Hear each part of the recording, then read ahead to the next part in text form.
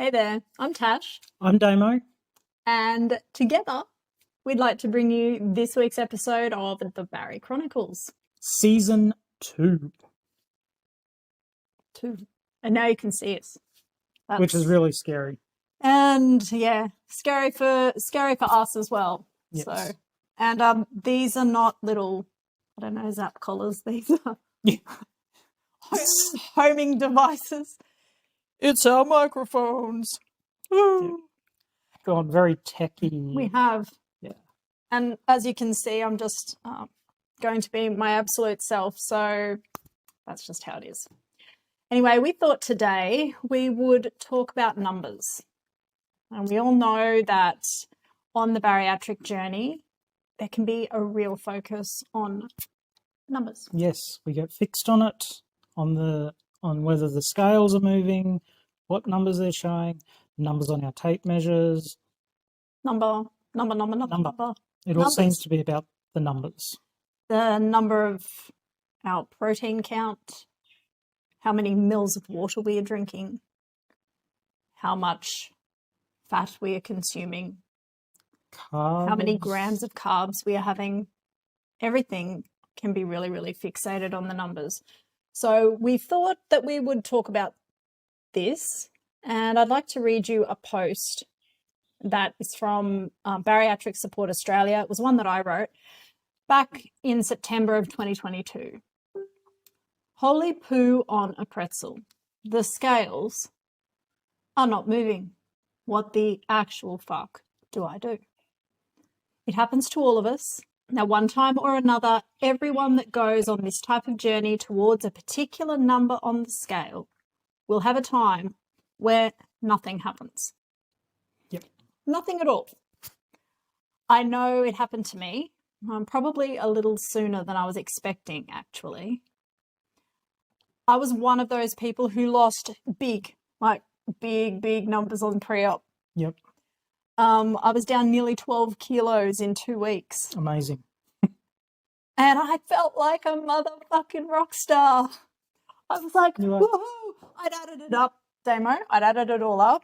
And I was like, I'm going to be skinny in 2 months. 2 months, yep. In 2 months' time, I am going to be skinny. 100 kilos gone by Christmas. Yeah, it was very much that's what I was thinking.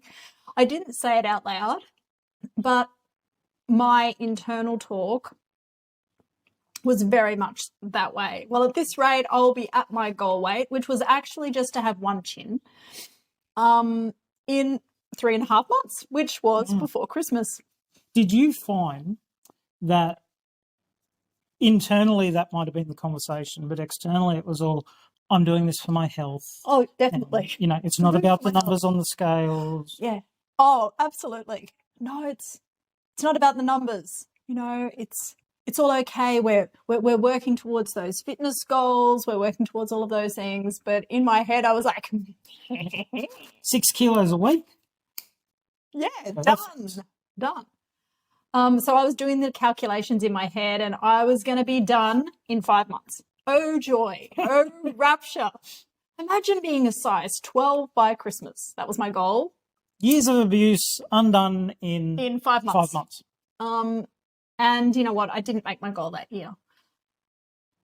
Pre-op was rough for me. My was so sore from literally crapping my soul out. I spent hours and hours on the toilet. And to be honest, I stopped eating and I just drank water for the last 24 hours because I was tired of the explosive shitting and the bleeding. It's like purgatory for... It was so bad. But I was down a whole size in 2 weeks. So to my way of thinking, after the operation, I was just going to zip through the sizes. Wrong. So wrong.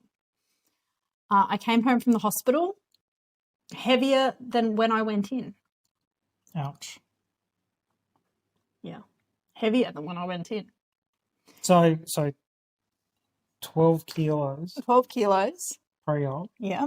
And then post-op you come home and you put weight on. Yes, I had So 4 what kilos. oh my gosh. So what are you thinking at that point? At that point, I was thinking, What the fuck have I done? what? Why did I do this? I cut out my favorite organ, and now I'm getting bigger. How does that happen? Like, seriously, how did that happen? And I was absolutely devastated. I was sure that I'd failed already, and I'd only just literally gotten home, jumped on the scales, and started to cry because I thought, yep, okay, that would be right. Has weight loss surgery, gets fatter.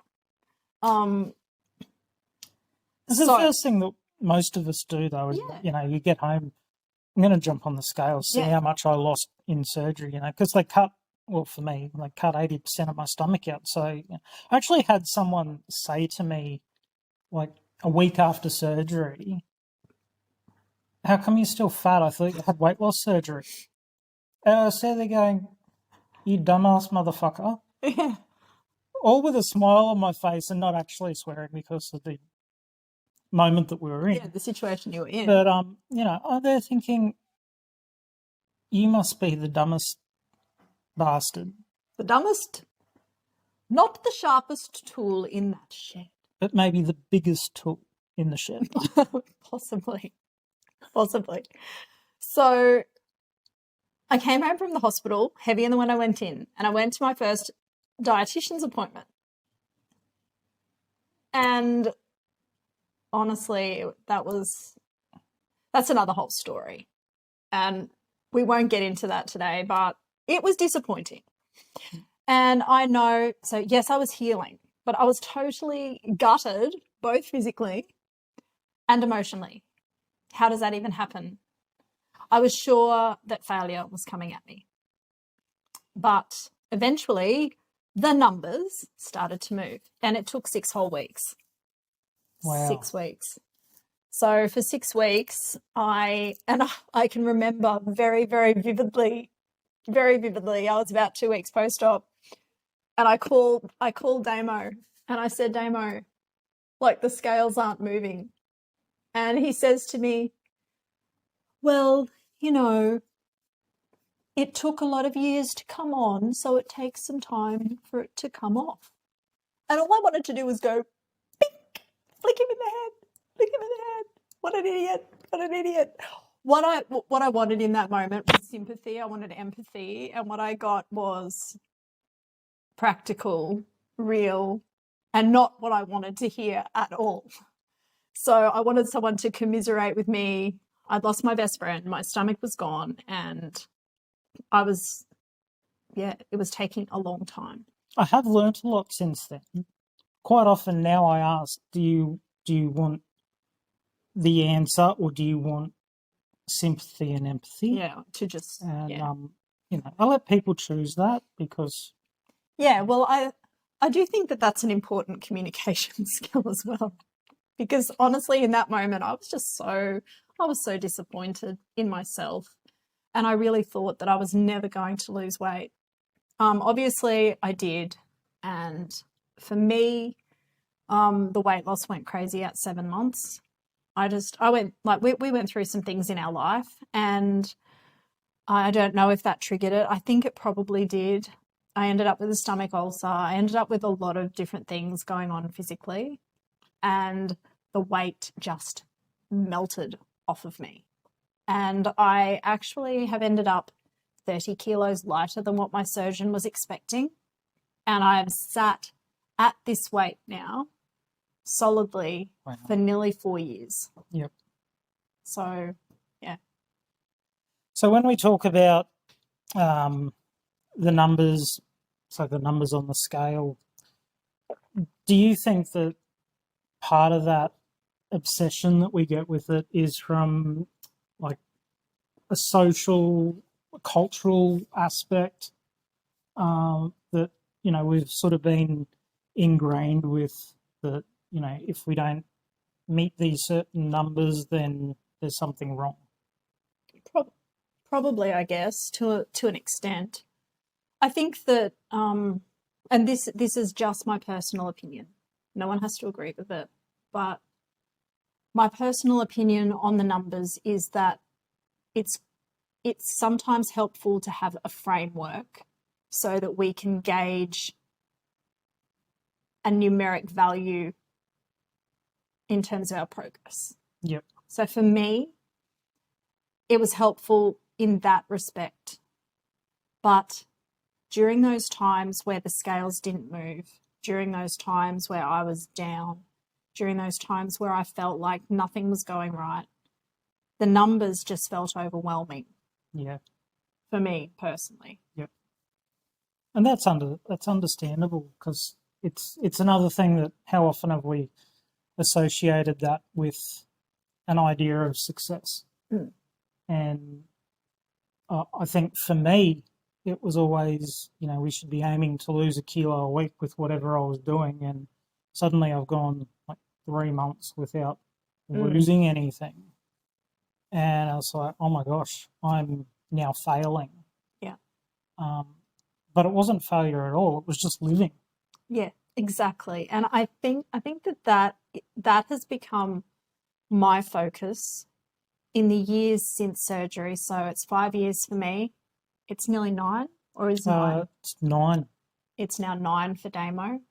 Or 5 years since my gastric bypass and 16 since my lap band. So a long time of doing this sort of weight loss surgery journey. I think I've come to understand that the numbers do not make me happy. Yep. What makes me happy is being able to do things with my family, being able to enjoy my life, being able to be active like I want to be, being able to wear what I would like to wear, go out and do the things that I would want to do. And there isn't particularly a number associated with that, except the mindset that I'm allowed to enjoy my life, I'm allowed to engage in my life, and I don't have to have a number associated with that in order for me to be okay. Yeah, that's so good. We, I guess for me, I always thought, when I get down to 100 kilos, I'll be happy. Yeah. And I remember getting down to 100 kilos and I wasn't happy. Yeah. And I thought, just another 5 kilos. I ended up getting down at one point down to 82 kilos. Mm. And I still wasn't happy. And I realized that it wasn't, that happiness that I was looking for wasn't going to come from a number. Yep. It was going to come from me getting up off the couch and going out and living my life and doing things that I wanted to do with my family and for myself. And it was such a change when I realised that, and it stopped becoming a thing where I'd get on the scales twice a day to find your happiness. Yeah. To gauge, am I happy or not? Running to the bathroom in the morning, jumping on the scales, am I happy or am I depressed today? Yeah. That is a mindset that I really worked very, very hard to get away from. Yeah. Just for me personally. Yep. Because it can be so damaging. Well, it can, and it can lead down a path that for me anyway, I knew that it was a very unhealthy path for me to go down. It would lead towards disordered eating and all sorts of things. I wasn't willing to go down that path. Yeah. And do you think for some of us, we can sort of look for validation, I guess, from other people that, oh yeah, the scales moved again this week. And it's almost like, I remember when I was sort of playing into that and someone said to me, oh, so how much have you lost this week? And I actually said, I haven't lost anything. And the look on their face, as if they were disappointed in me. And I actually took that on and it's like, but hang on, I shouldn't be looking for my validation in the hands of someone else. 100%. I think if we could sum this particular podcast up in a few words, it's cheer for yourself. Yeah. love yourself, care about your future, and knowing in the deepest parts of my heart that nobody will love my life and care about my future like I can.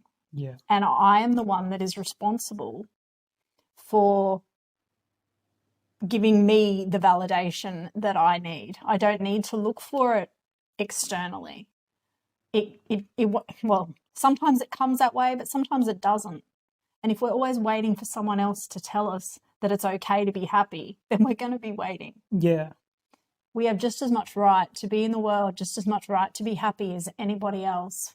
You know, when we go on a weight loss surgery journey, there's so much that, well, there can be so many judgments around that whole thing. And I've just found my ability to clap for myself, my ability to know my worth and my value has grown through this process. And it's been absolutely life-changing. Yeah, definitely. And I've found that for Yeah. myself. Once I started doing the things that I wanted to do, I remember coming down to Geelong one year, and we went down to the water along Queen's Cliff and Yep. down that way, and there were these caves that I had to climb up this rock bank Yes, I to remember get that. into these caves. And I remember doing it, and a year before there was no way possible that I would have ever been able to do that. And I got up to the top, and I was standing there with some of my nephews, and it was just the most amazing feeling having achieved that. And it was something that I'd achieved on my own, but I was giving myself the praise that I wanted and deserved for accomplishing something. And I remember I posted a photo of it on social media, and I was getting all these compliments and stuff, but none of them meant as much to me after that. Yeah. And I remember thinking, that's great that they're excited for me, but you know what? I felt great. Yeah. Yeah. Because you knew that you had done that for you. Yeah. And that I think has been the thing that has been able to drive my own focus away from numbers and onto life and living life, actually getting out there and doing the things that I was wanting to do, doing things that frighten me, doing things to push myself and stretch myself and grow. Yeah. And none of that would have happened had I not, I guess, taken on the numbers. But I'm so, so glad that they are not the primary focus anymore. Yeah. Yeah. I think, like on a practical side, I think one of the things that I like to do, because I don't get on the scales very much anymore, but what I do like to do is I've got a couple of different pairs of jeans that fit really snug. Yep. And occasionally I'll put them on, and so long as they're still doing up, I'm like, yeah, I'm okay. Yeah, because, fine. you know, that this set of clothes that are snug still fits the same way And it did. that it did. And then I don't have to obsess about what the scales are saying. Yeah. Yeah, I agree. I mean, we all have those, well, I do anyway. I have those like sets of clothes as well that I put on. And although my weight, like, and to be very, very honest, I have difficulty keeping weight on now, more so than it ever going too high. I definitely experience challenges with keeping my weight stable, and it's not for lack of eating. This one can testify. I probably eat more than you, don't I? Oh yeah. Yeah. Yep. Yeah. So yeah, it's funny how the different surgeries work. Yeah. One of the things that I've sort of been thinking about a lot is just the whole holistic side of the weight loss surgery journey, and not becoming obsessed with what the scales say. But for some of us, that is still an important thing. Absolutely. And I think having an open discussion with our family and friends of what we need from them. Oh, I totally agree. Totally. I think it can become a thing where you feel like you're on trial every time you see some people, and you shouldn't have to defend your choices. If I want to sit here and eat an almond magnum, then I'm going to, because that is my choice. If someone, family, friend, was sitting across from me going, "Oh, should you really be eating that?" Now I would probably be like, "Should you mind your own business?" But I think it's worth looking at setting those realistic expectations. Yeah, people. I agree. Having an open discussion, talking about, and I actually did do this here in our home. We sat down with the kids and I said to them, obviously I'm going to be eating much smaller amounts, and I think that with time we will probably change some of the foods that are in the house, and we will learn about foods together and how to eat to nourish our bodies properly. And I apologized to my kids for the unhealthy things that they had seen me model to them, like the way that I would deal with anxiety, the way that I would deal with my feelings, because I did used to have very, very toxic tendencies in the way that I dealt with those things, particularly with food. And we've come so far as a family, but it did take having some conversations. And for a time there was things that we just didn't have in the house, because I couldn't, early on in the early days of my weight loss surgery journey, I didn't have the capacity to be able to practice moderation.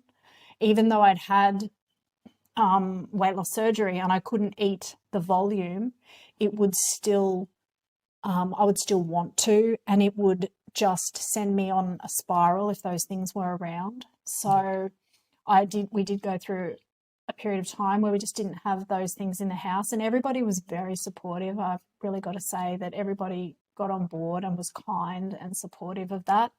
And now we can have whatever here, and I'm very much aware of the things that I need to do to make sure that I'm not triggering dumping episodes, or I'm not having hypoglycemic episodes and all those sorts of things. So in sometimes we have to be mindful of numbers. I have to be mindful of the amount of carbs that I eat, purely because of the dietary restrictions that I have personally. And I wish it wasn't like that, but I do have to be mindful. Yep. So some things we do have to be mindful of, and it is okay to set those boundaries and say to the family, hey, it's hard for me to be around that, or, can we do this, and that sort of thing. Yeah, definitely. Actually, I was just thinking, after I had my weight loss surgery, we had a moment where we were driving through the town that we lived in, and we went past Macca's.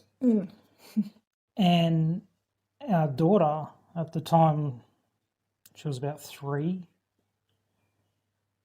chucked an absolute fit. Yep. The biggest tantrum, because we had driven past Macca's. And it was the first time that we had never pulled in to Macca's when we drove past it. Yeah. And I realised then the damage that I had done. Yeah. Thankfully, she was young enough that, it didn't take a real long time to get her out of that.